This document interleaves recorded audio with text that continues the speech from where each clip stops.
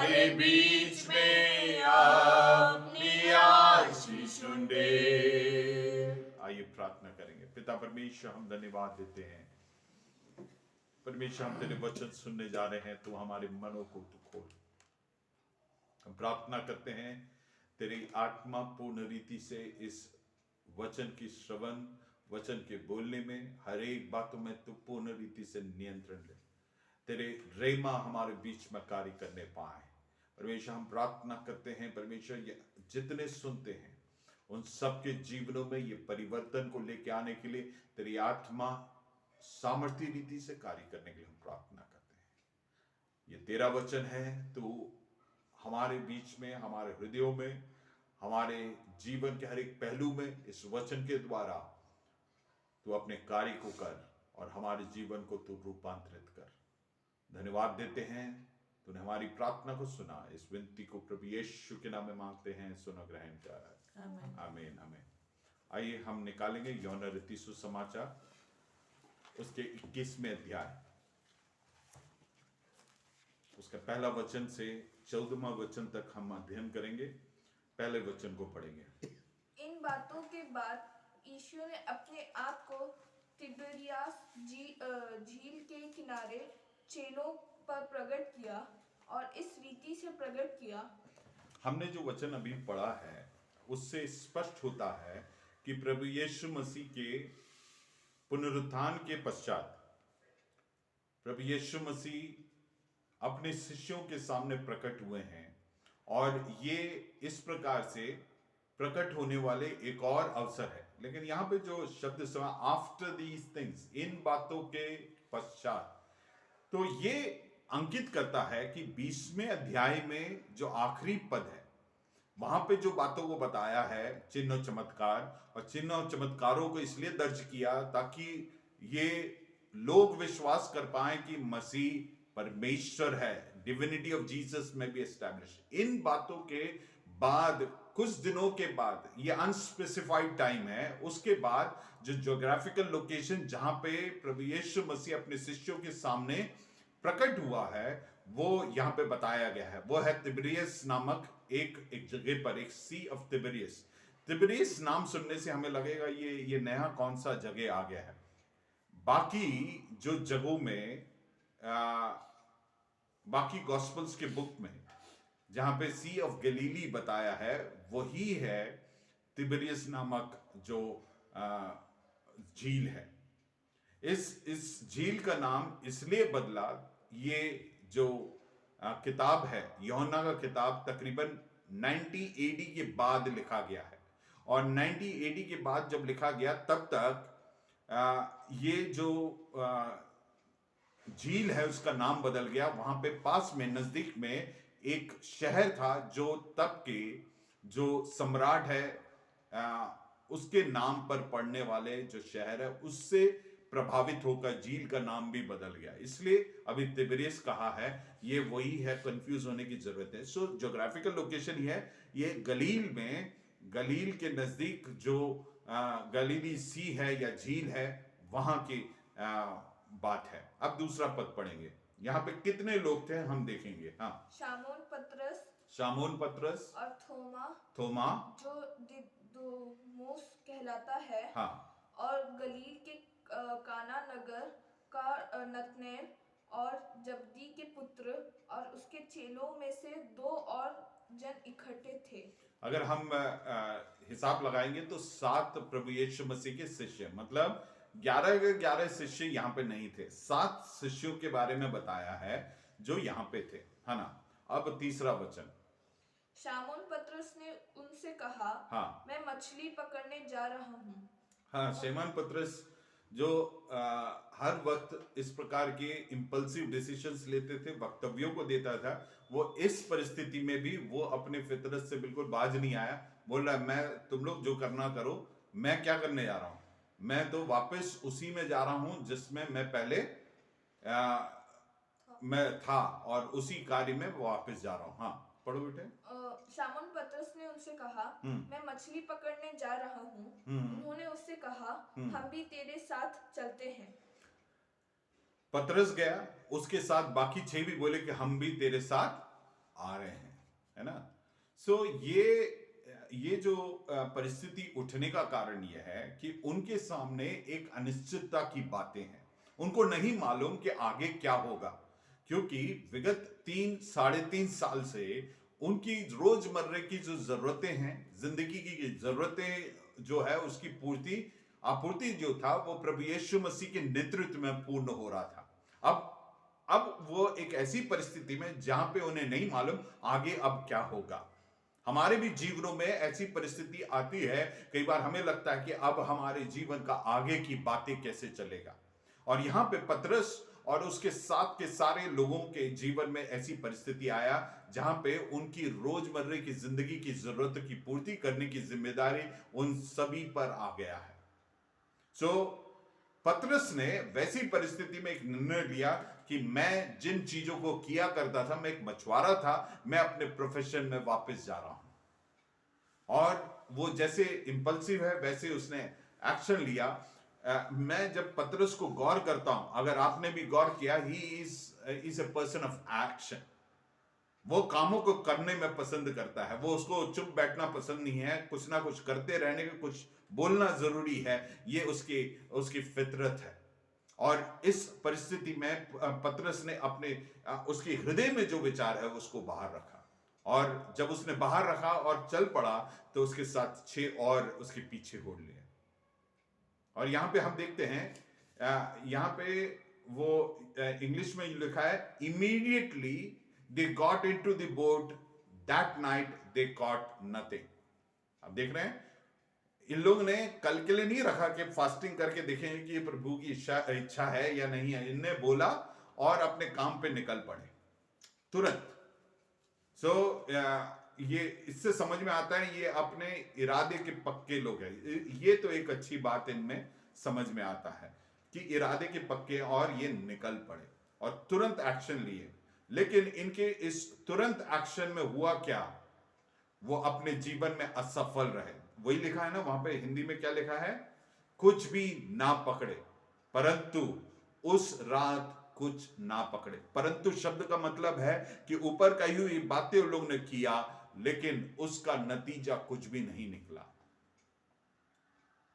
मेरे प्रियो, इस घटना से हमें जो सीखने मिलता वो ये है। आज मैं एक एक्सपोजिटरी सर्मन दे रहा हूं जिसमें मैं आपको पॉइंट्स नहीं बताऊंगा, हर एक वचन को मैं आपको स्लाइस करके बताऊंगा कि उसमें परमेश्वर हमसे क्या बात कर रहा है। यहां पे हम देखते हैं कि उन्होंने ये कदम उठाया अपनी बुद्धि के अनुसार। उनके सामने एक ही मार्ग था जिस पर वो विश्वास कर सकते हैं, वो यह था कि उनका पुराना प्रोफेशन, उनका पुराना जो कौशल जिसमें वो निपुण है, उसी पर आश्रित होकर उन्होंने वापस जाना तय किया। लेकिन हम जानते हैं वो परमेश्वर के बिना अपने क्षमताओं पर, अपनी बुद्धि पर आश्रित होकर जो कदम उठाए उसमें वे असफल हुए हैं। हम निकालेंगे मत्ती 4 उसका 19 पढ़ेंगे। परमेश्वर ने उन्हें किसके लिए बुलाया था, परमेश्वर का उद्देश्य क्या था। परमेश्वर ने उन्हें इस उद्देश्य से बुलाया था ताकि वो मनुष्यों को पकड़ने वाले मछुआरे बने। पढ़े बेटे। यीशु ने उनसे कहा, हाँ, मेरे पीछे चले आओ। मेरे पीछे चले आओ। परमेश्वर ने उसके शिष्यों को इसलिए बुलाया था ताकि उसके पीछे चलने के लिए। परमेश्वर ने हमें इसलिए बुलाया है कि हम उसके पीछे चले, उसके मार्गदर्शन, उसके काउंसिल, उसके डायरेक्शन के अनुसार हम अपने जीवन को व्यापन करें। लेकिन इन्होंने आगे क्या कहते हैं, हाँ, तो मैं तुमको मनुष्य के पकड़ने वाले मनुष्य के, ये सही बात है कि तुम कल तक मछुआरे थे, लेकिन परमेश्वर ने उनको एक नया बुलाहट को दिया, नया उद्देश्य को दिया। वो ये है कि तुम्हें मनुष्य को पकड़ने वाले मछुआरे बनाना चाहता हूं। ये परमेश्वर का उद्देश्य था। लेकिन उस उद्देश्य को तिरस्कार करते हुए उन्होंने क्या किया, अपनी बुद्धि पर आश्रित किए, उनके नजरों में जो आगे दिखा उस पर आश्रित होकर। कितने बार हम भी ऐसे कदम उठाते हैं, हम अपने जीवन में अपनी बुद्धि पर आश्रित होकर हम कदम उठाते हैं और हम विफल होते हैं। उसका भी गलती किसके ऊपर लाद देते हैं, परमेश्वर पर। हम अपने जीवन में उस क्षण पे थोड़ा सा पॉज करके सोचे कि क्यों, क्या मैं परमेश्वर के इच्छा या परमेश्वर की योजना जो मेरे ऊपर है उससे मैं डाइवर्ट तो नहीं हो रहा हूं। इनके संदर्भ में परमेश्वर उन्हें मनुष्यों को पकड़ने वाले मछुआरे बनाना चाहता था, यह था उद्देश्य उनके जीवन में। लेकिन हम जानते हैं उन्होंने पूरी रात मेहनत की है, मेहनत में कोई कमी नहीं था। और मेरा यह मानना है ये प्रोफेशनल मछुआरे हैं, उनको मालूम है कौन से जगह ज्यादा मछली मिलता है, कौन से समय, what time is appropriate time. रात भर उन्होंने मेहनत किया, लेकिन इनके रात भर जो मेहनत किया उसका कोई फल नहीं निकला। और मुझे बहुत रोचक लगता है, ये लोग रात भर मेहनत करने के लिए तैयार है। और कुछ ही दिन पहले जब प्रभु यीशु मसीह ने इनको गतसमने के उस वाटिका में ले गए और प्रार्थना करने के लिए बोले, और यही थे जो कुर्राटे मार के सो रहे थे। समझ रहे हैं प्रायोरिटीज। इनके जीवन से मैं आपके और मेरे जीवन को जरा टटोलना चाहता हूं। जब आत्मिक बातों पे आते हैं, क्या हम ऐसे मेहनत करने के लिए तैयार हैं? करते हैं क्या? अभी जीविका उनके जीवन पे आ गया, कमाई पे आ गया, रोटी कपड़ा मकान पे आ गया तो रात भर जगने के लिए तैयार, लेकिन प्रार्थना के लिए नहीं। क्या हम भी ऐसे नहीं है क्या? हम अपने जीवन को जरा टटोले। जब हमें परमेश्वर के लिए कार्य करने की जरूरत है, जब संगति की बात है, परमेश्वर को उपस्थिति में समय व्यतीत करने की बात है, हमारी रुचि कैसे रहता है? हम अपने जीवनों को जरा टटोले। लेकिन यहां पे जो मुख्य बात है जो हमें ध्यान देना वो ये है कि रात भर उन्होंने मेहनत किया, लेकिन दे गॉट नथिंग। लेकिन परंतु वो कुछ नहीं पकड़ पाए। मेरे प्रियो, जब हमारे जीवन में एम्प्टीनेस आता है, अनसक्सेसफुल होते हैं हम, ये जरूरी है कि हम पॉज करें, रुके और मंथन करें, क्यों मेरे जीवन में हो रहा है। हम प्रार्थना करें या उपवास लें या परमेश्वर के सामने उपस्थिति में ठहरे और पूछे इस बात को। यह बहुत जरूरी है। इस कहानी में, इस घटना में हम इसको सीख सकते हैं कि परमेश्वर जो कुछ भी करता है एक उद्देश्य के तहत करता है। आगे बढ़े, 4th वर्स। भोर होते ही यीशु किनारे पर आ खड़ा हुआ। रुकेंगे, यहां पे देखते हैं, भोर होते ही यीशु किनारे पर आ खड़ा हुआ। इससे हमें क्या समझ में आता है?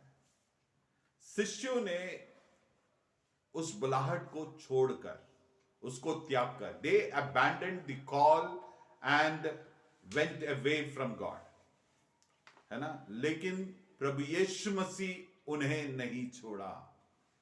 क्या समझ में आता है?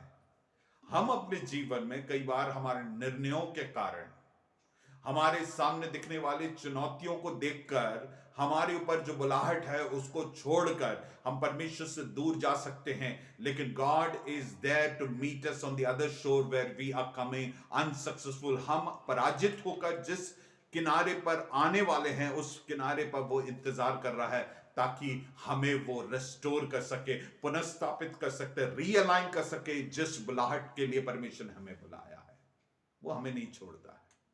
He will not leave us, क्योंकि वो उसका फितरत नहीं है, ये मानसिक फितरत है। जरा सा कुछ चीजें बिगड़ती है, हम परमेश्वर को छोड़ने के लिए तैयार हो जाते हैं। हम परमेश्वर के वायदों पर संदेह करना शुरू करते हैं, हमारे पर जो बुलाहट है उस पर संदेह करना शुरू करते हैं। आगे पढ़ेंगे बेटे। तो भी चेलों ने नहीं पहचाना कि यह यीशु है। तो भी उसके चेलों ने नहीं पहचाना कि यीशु है। मेरे प्रियो, जैसे मैंने कहा, वो पहचाने नहीं पहचाने, वो इतने, मेरे को ऐसा लगता है कि उन्होंने शायद गौर भी नहीं किया होगा। वो इतने बिजी थे अपने उस कार्य में। हम भी अपने जीवन में कई बार परमेश्वर हमारी परिस्थितियों में उतर आता है, हम गौर नहीं कर पाते। हो सकता है कि जो डिस्टेंस के कारण होगा, भोर ही हो रहा था तो लाइट पर्याप्त नहीं था, इसलिए शायद नहीं पहचाने होंगे, या फिर उनके नजरिया या नजर उनके जो कार्यकलाप है उसमें इतना व्यस्त थे, उन्होंने देखा किसी कोई खड़ा है लेकिन गौर नहीं किए। कई बार हमारे परिस्थितियों के बीच में भी परमेश्वर हमारे जीवनों में जब हस्तक्षेप करते हैं, हम परमेश्वर के कार्यों को पहचान नहीं पाते। We don't recognize God coming and talking to us. God wants to intervene in our life. ये हम भी कई बार ऐसे करते हैं। और एक और बात जो मुझे इस चौथे वचन में जो गौर करने के लिए मुझे आकर्षित किया, हम एक और बार उस वचन को पढ़ेंगे, फिर हम उस बात पे जाएंगे। पढ़ो बेटे, 4th वर्स। भोर होते ही यीशु किनारे पर आ खड़ा हुआ। यीशु किनारे पर आ खड़ा हुआ, तो भी चेलों ने नहीं पहचाना कि यह यीशु है। आप गौर कर रहे हैं, उन्होंने प्रभु यीशु मसीह को छोड़ दिया। पतरस और उसकी पलटन निकल पड़े, उनके बुलाहट को छोड़कर, उनके प्रभु को छोड़कर, जो मरे हुए में से जी उठा है, चल पड़े। क्यों? क्योंकि उनकी जीविका के लिए कोई तरीका उनको समझ में नहीं आ रहा। लेकिन सच्चाई ये है कि हमारा परमेश्वर हमें कभी नहीं छोड़ने वाला परमेश्वर है। यशायाह नबी का किताब 41 उसका 10 में पढ़ते हैं, fear not for I am with you. मत डर क्योंकि मैं तेरे संग हूं। इधर उधर मत ताक क्योंकि मैं तेरा परमेश्वर हूं। मैं तुझे दृढ़ करूंगा और तेरे सहायता करूंगा। Praise the Lord. मैं तुझे दृढ़ करूंगा और सहायता करूंगा। Praise the Lord. इस वचन में गौर करेंगे, मत डर क्योंकि मैं तेरे संग हूं। अगला देखना, ये गौर करना, इधर उधर मत ताक। हम गलती क्या करते हैं, हमारे जीवन में जब चीजें अनिश्चित हो जाता है, हमारे सामने सब कुछ धुंधला दिखता है, नॉट क्लियर, हम इधर उधर ताकना शुरू करते हैं, हम अपने जुगाड़ लगाना शुरू करते हैं। और भारतीयों में यह सबसे बड़ी फितरत है। Praise the Lord. मेरे प्रियो, हम इधर उधर ताके ना, हम एक ही जगह ताके जो परमेश्वर हमारे साथ है। यही कहता है, मैं तेरा सहायता करूंगा। It is a affirmative statement. परमेश्वर बोलता है, मैं तेरी सहायता करूंगा। जो बुलाहट हमारे ऊपर है, जो परमेश्वर के उद्देश्य है, उसे पहचाने और उसके लिए हमारे जीवन पूर्णतः समर्पित करें और उसी उन्माद में हम अपने जीवन को जिए और इधर उधर ना देखें। इन शिष्यों ने क्या किया? दिमाग लगाए कि अब प्रभु तो चले गया, सब कुछ चल रहा था, अब हम क्या करें? हम अपने प्रोफेशन में वापस चलते हैं। वैसे देखें तो कोई गलती नहीं है, बिल्कुल सही है, लॉजिकली बिल्कुल सही है। लेकिन उस परिस्थिति में भी परमेश्वर उनके पास उतर आया है और कहता है, मैं तेरा सहायता करूंगा। उन्हें नहीं पहचाना, फिर भी परमेश्वर, यहां पे हमने जो यशायाह नबी की किताब 41 उसके 10 में पढ़े, उसी का 13वां पद भी पढ़ेंगे, 13th वर्स। यशायाह 41 वर्स 13। क्योंकि मैं तेरा परमेश्वर यहोवा तेरे दाहिने हाथ पकड़ कर कहूंगा, मत डर, मैं तेरी सहायता करूंगा। दोबारा रिपीट कर रहा, मैं तेरी सहायता करूंगा। परमेश्वर आज मुझे सुनने वाले सबसे कहता है, तू अपने परिस्थिति में ये जान ले, परमेश्वर बार बार ये दोहरा रहा है एक ही अध्याय में, मैं तेरी सहायता करूंगा। उसी के 14वें वचन में लिखा है, हे कीड़े, हाँ पढ़ो बेटे, हे कीड़े सरीखे याकूब, हाँ, हे इज़राइल के मनुष्य, हाँ, मत डरो, हाँ, यहोवा की यह वाणी है, हाँ, मैं तेरी सहायता करूंगा, मैं तेरी सहायता करूंगा। यहां पर फिर से वो अफर्मेटिव स्टेटमेंट। हाँ, इज़राइल का पवित्र तेरा छुड़ाने वाला है। ये इस्राएल का पवित्र तेरा छुड़ाने वाला है। Praise the Lord. बात समझ रहे हैं आप? बाद में कभी 41 यशायाह नबी की किताब 41वें पद को जरूर पढ़िएगा। वहां पे इस वचन को परमेश्वर के लोगों के लिए बड़ी हियाव की बात है। उसके शिष्य उस परिस्थिति में टूट गए, विचलित हो गए और बुलाहट को छोड़कर वापस उसी में चले गए जिससे वो आए थे निकल के। 5वें वचन को पढ़ेंगे। तब यीशु ने उनसे कहा, हाँ, हे बालकों, क्या तुम्हारे पास कुछ मछलियां हैं? उन्होंने उत्तर दिया, नहीं। देखिए यहां पे प्रभु यीशु मसीह का जो प्रश्न है वो एक महत्वपूर्ण प्रश्न है दो दृष्टिकोण से। पहली बात, जो शिष्य प्रभु यीशु मसीह को छोड़ के चले गए थे उनको आईना दिखाने का काम है। परमेश्वर पूछ रहा है, तुमने मेहनत किया, तुमने छोड़ के गए, क्या तुम्हारे पास अब खाने के लिए है क्या? पहले नहीं था इसलिए गए, अब तुमने मेहनत कर लिया, अब तुम्हारे पास खाना है क्या? कई बार हम जब परमेश्वर के वचन को लेके बैठते हैं, परमेश्वर भी हमें कई बार आईना दिखाता है। He shows us कि हमारे पास क्या है, हमारे बलबूते पर हमने कुछ हमारे जीवन में अर्जित किया है क्या? जब तक परमेश्वर हमारे जीवन में आशीष को नहीं देता, हम अपने जीवन में किसी भी बात में सफल नहीं हो सकते। इन्होंने अपने क्षमता पर आश्रित होकर खाने के लिए ही मार्ग निकालने के लिए गए थे ना। उनसे पूछा कि खाने के लिए कुछ है क्या? बोला नहीं। Praise the Lord. और प्रभु यीशु मसीह का ये प्रश्न पूछने का एक और कारण था। जरूरी नहीं है कि यहां पे ये लागू होता है। मैंने ऐसे पढ़ा है कि यहूदी लोगों के बीच में एक प्रचलित संस्कृति है, कोई विवाद हो जाए या कुछ मतभेद हो जाए या कुछ इंपॉर्टेंट टॉपिक पे डिस्कस करना है, तो जो दो पार्टी बैठ के डिस्कस करेंगे, दोनों अपना खाना लेके आते हैं और खाना खाते खाते उस विवाद पर समझौता करते हैं। तो इसलिए प्रभु यीशु मसीह ने बोला, तुम्हारे पास है कंट्रीब्यूशन के लिए कुछ खाने के लिए? ये भी एक अर्थ है। परमेश्वर उन्हें रिस्टोर करने से पहले परमेश्वर उस विधि के अनुसार उन्हें बता रहा है।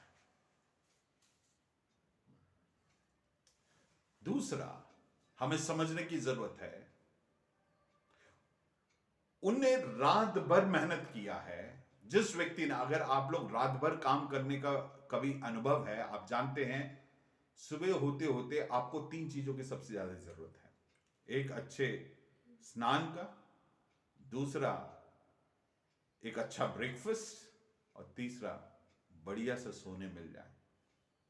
लेकिन सोने मिलने से पहले ये पहले दो चीज नहीं हुआ तो हमें कम से कम खाने नहीं मिला, ब्रेकफास्ट नहीं मिला तो हमें नींद नहीं आएगा। अब देखिए इनकी परिस्थिति देखें। इनकी परिस्थिति है कि इन्होंने रात भर मेहनत किए और विफल है और भूख लगा है, और इनके लिए सबसे ज्यादा जरूरत है विफलता को भूलने के लिए एक नींद की जरूरत है, उससे पहले भूख को हटाने की जरूरत है। और प्रभु यीशु मसीह उसी को जानकर उनको, उनके ध्यान को उस ओर केंद्रित करा। छठे वचन को पढ़ेंगे। उसने उनसे कहा, हाँ, नाव की दाहिनी और जाल डालो तो अब पाओगे। प्रभु यीशु मसीह उन्हें बोल रहा है कि नाव के दाहिनी और राइट हैंड में, बिल्कुल स्पेसिफिक, राइट हैंड में तू क्या करे? जाल डाल, फिर तो पाओगे। तो पाओगे। फिर उन्होंने क्या किया? अतः उन्होंने जाल डाला, हाँ, और अब मछलियों की बहुतायत के कारण उसे खींच ना सके। Praise the Lord. सो यहां पे क्या हो रहा है? प्रभु यीशु मसीह उनको उनके क्षमता और उनके दिमाग और उनके सामने जो प्रावधान है उस पर भरोसा करने से क्या असफलता हुआ है उसे बताया, और उसके बाद परमेश्वर अपने कार्यों को, उनकी जो इनएडिक्वेसी, उनकी जो कमी है उससे उनको पहले आमना सामना कराया, और फिर उसके बाद परमेश्वर अपने कार्य को यहां पे दिखा रहा है। दोनों में फर्क देख रहे हैं? उन लोगों ने रात भर मेहनत किया और कुछ नहीं पकड़े। अब परमेश्वर ने बोला कि दाहिनी ओर डालो, और क्या क्या लिखा है? मल्टीट्यूड ऑफ फिश के। समझ रहे हैं? हम जब परमेश्वर पहले उन्हें रूबरू कराया कि तुम्हारी कमी क्या है, तुम्हारी अक्षमताएं क्या है, और उसके बाद उसने बताया जब मैं तेरे साथ हूं, मैं तुम्हारे साथ हूं, तो परिस्थितियां बदल जाएगी। इसी झील में तुमने रात भर मेहनत किया, और अभी मैंने बताया, तब तुमने जब डाला, तब उचित समय पर, उचित जगह पर जब तुम मेहनत करोगे और परमेश्वर के दिशा निर्देश के अनुसार, तब परिस्थितियां बिल्कुल अलग हो जाएगा। इसलिए मेरे प्रियो, हमारे जीवन में हम कितना मेहनत करते हैं ये महत्वपूर्ण नहीं है। हम क्या करते हैं, मेहनत क्या करते हैं, कितना मेहनत करते हैं, वो मायने नहीं रखता। जो मायने रखता वो ये है कि परमेश्वर की योजना के अनुसार मेहनत कर रहे हैं क्या, और वो स्पेसिफिक जो बताता है उसके अनुसार हम जब कार्य करेंगे, उसके दिशा निर्देश, उसके काउंसिल को लेकर, उसके गाइडेंस को लेकर जब हम कार्य करते हैं, हम अपने जीवन में हम सफलता को महसूस करेंगे. Will have the great bounty in our life. हम हमारे जीवन में परमेश्वर के कार्य को देखेंगे.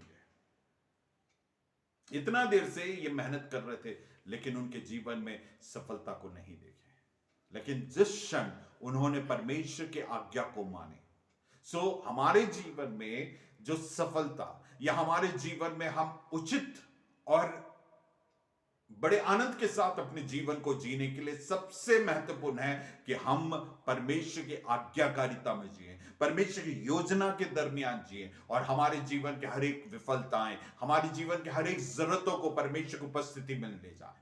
यहां पे क्या लिखा है? वो किनारे पर खींच नहीं पाए, इस प्रकार से उनके पास मछली आया. हम जानते हैं एक परमेश्वर के दास ने बहुत अच्छा एक गीत को लिखा है जो अंग्रेजी में है, what a friend we have in Jesus. मैं आपको प्रोत्साहित करूं, हमारे जीवन में जब परिस्थितियां हमारे सामने प्रश्न चिन्हों को उठाता है, हम दिमाग ना लगाएं, परमेश्वर को उपस्थिति में जाएं, और उसके उस गीत के लाइंस को मैं पढ़ देता हूं. What a friend we have in Jesus, all our sins and griefs to bear. What a privilege to carry everything to God in prayer.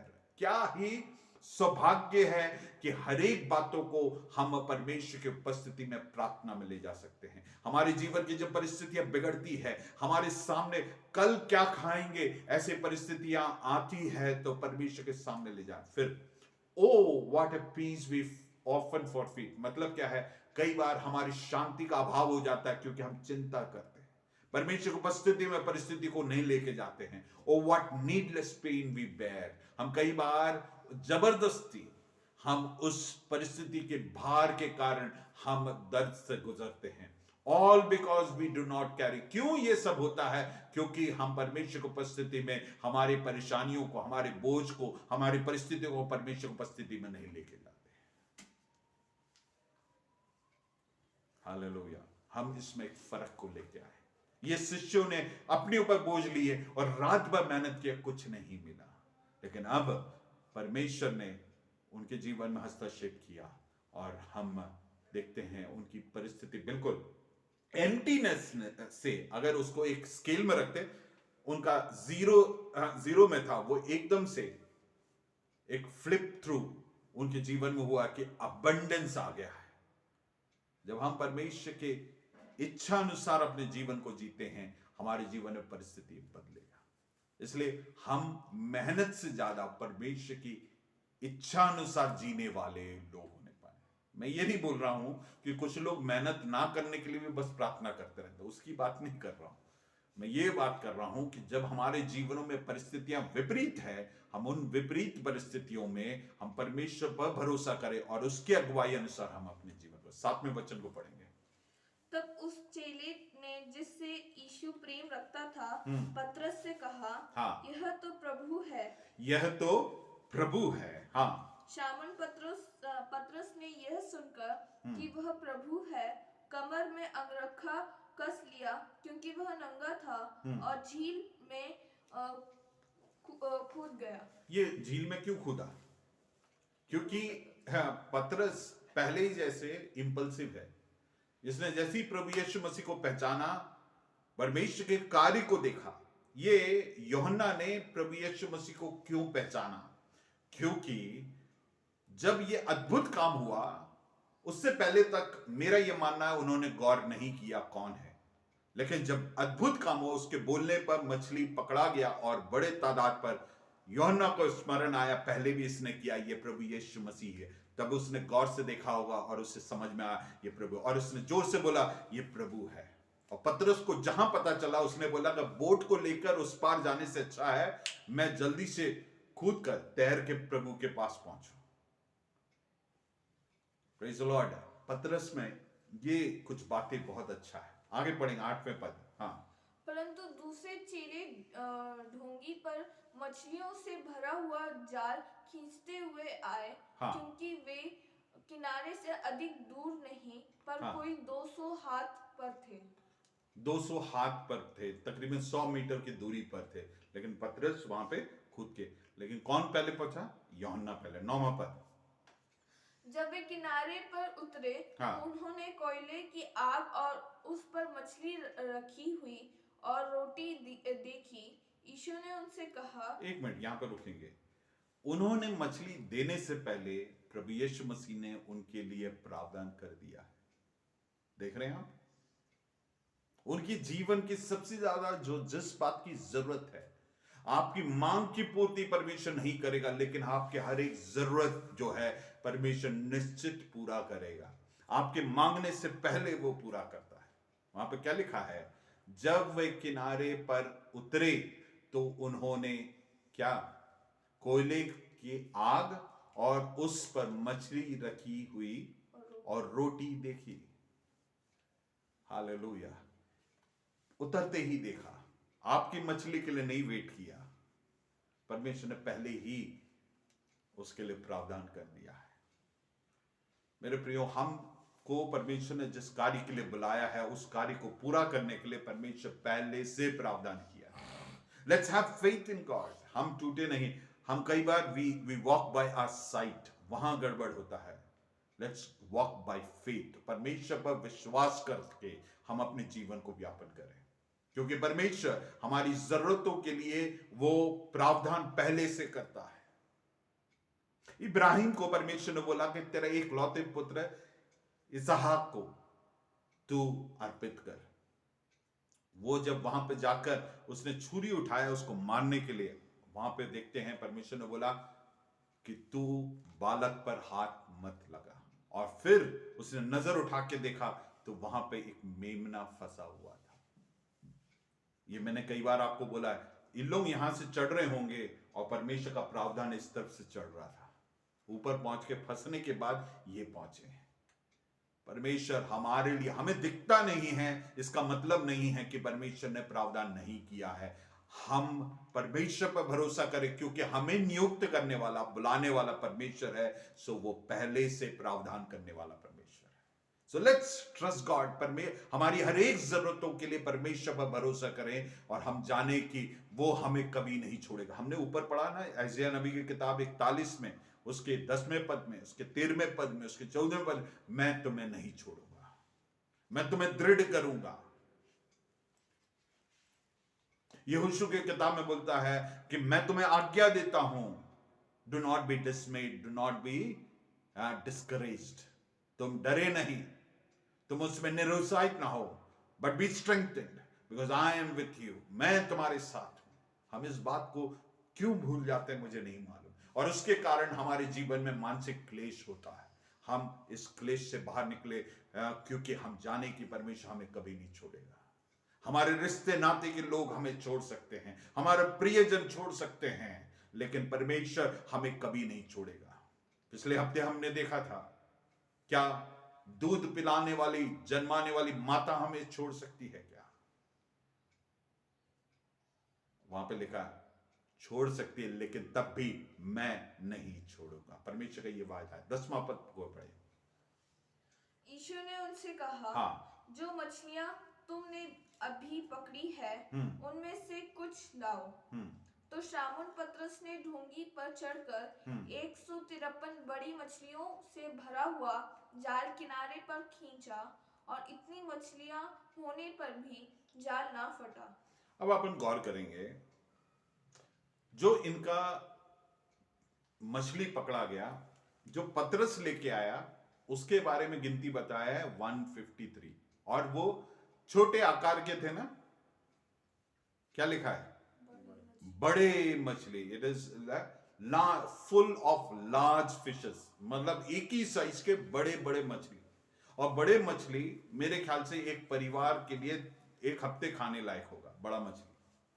और यहां पे परमेश्वर ने ऐसे, यूहन्ना और अन्य शिष्य भी जब आए तो वो भी खींच के लेके आए थे। उसमें कितना हमें नहीं पता, लेकिन यहां पे एक नंबर को दिया, साइज को दिया, ताकि हमें समझ में आए जब परमेश्वर प्रावधान देता है वो बहुत आयत से देता है।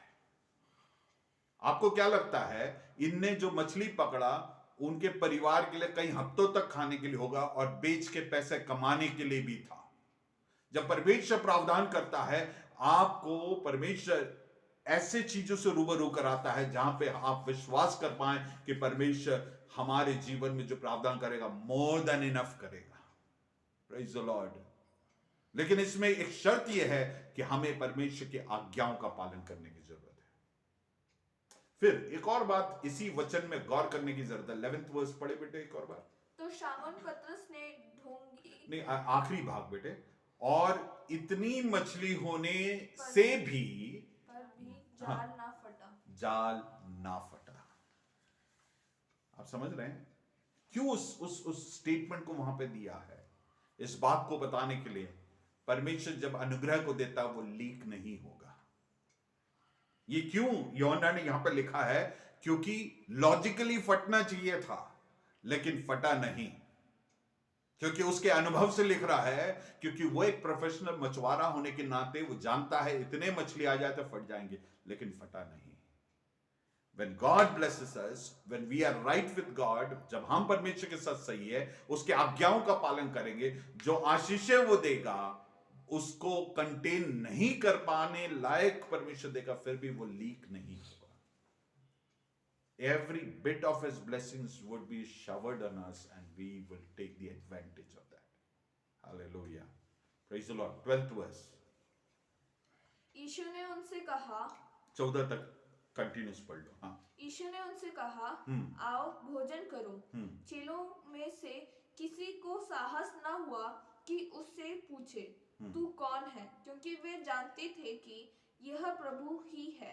यीशु आया और रोटी लेकर उन्हें दी और वैसे ही मछली भी।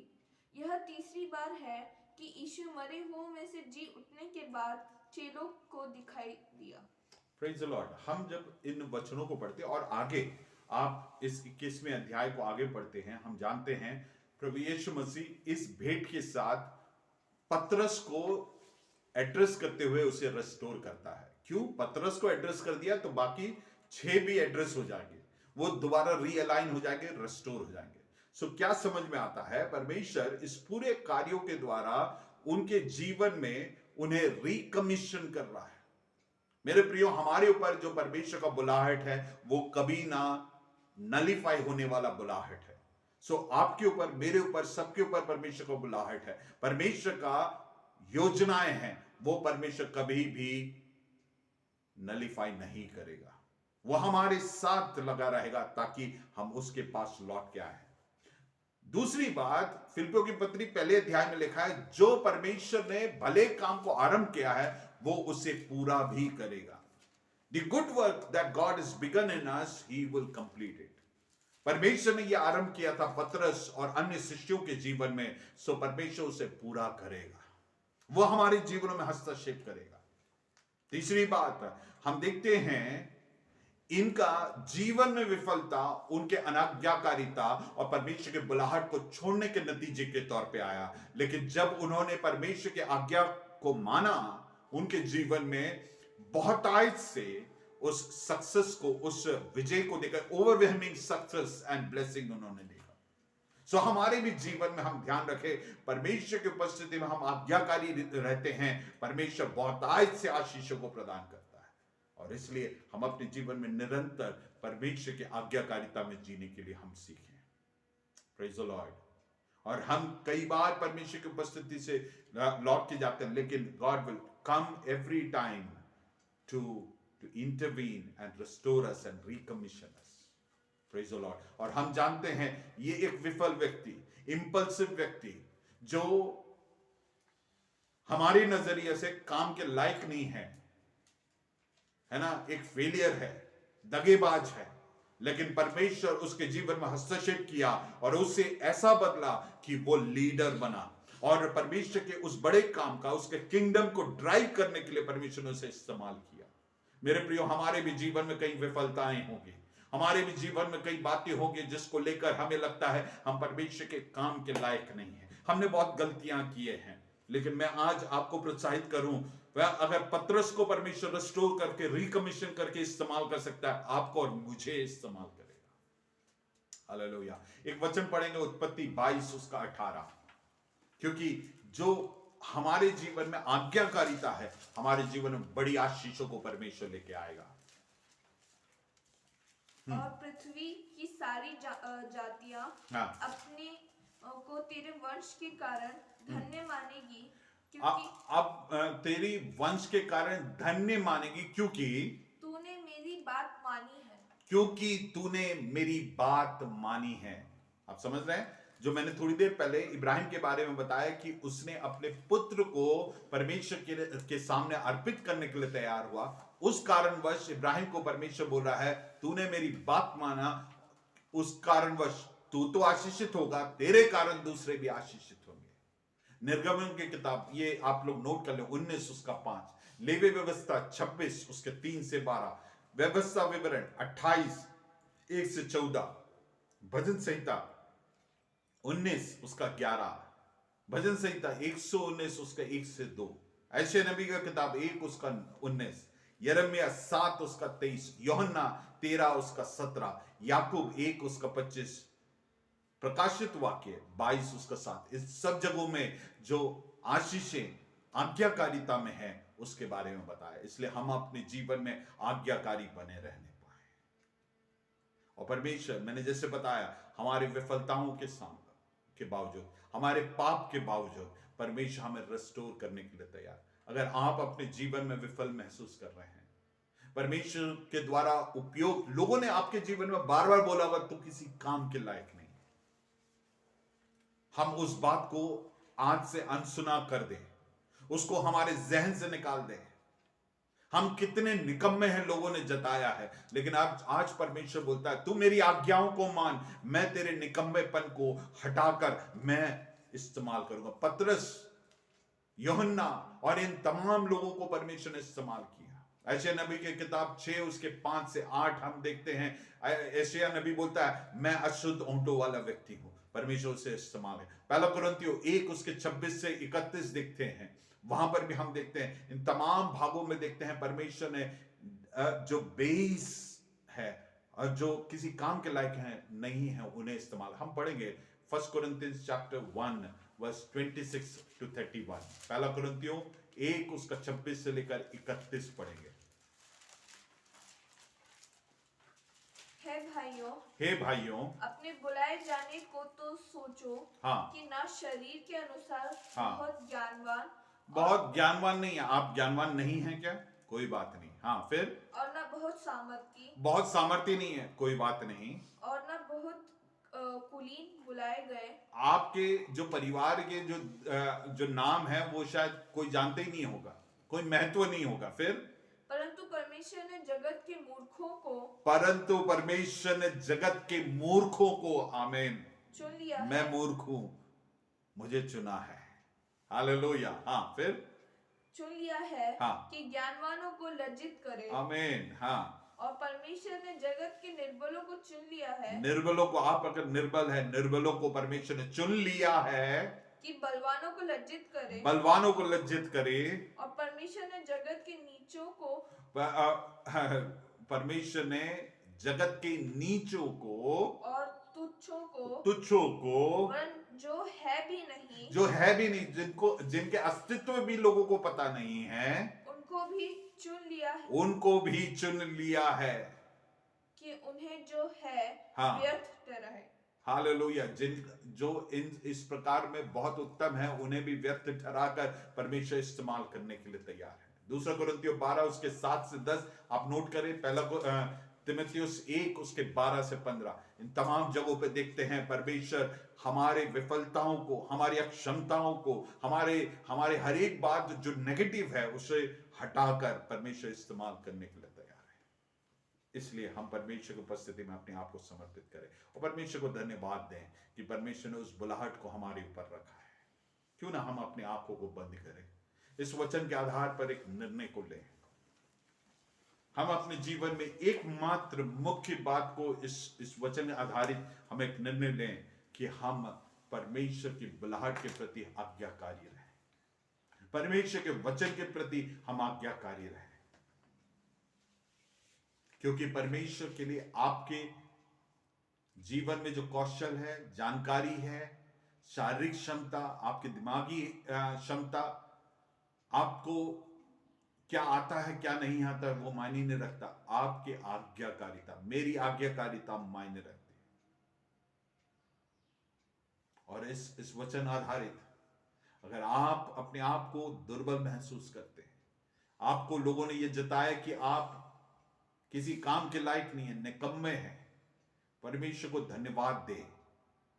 आपकी विफलताओं के लिए परमेश्वर को धन्यवाद दें और परमेश्वर को न्योता दें कि गॉड रिस्टोर मी, मुझे पुनः तेरे काम के लिए स्थापित कर। और हम अपने जीवन में एक निर्णय लें कि अब से हम अपने क्षमताओं पर भरोसा नहीं करेंगे, हमारी जरूरतों के लिए हम परमेश्वर पर भरोसा करेंगे।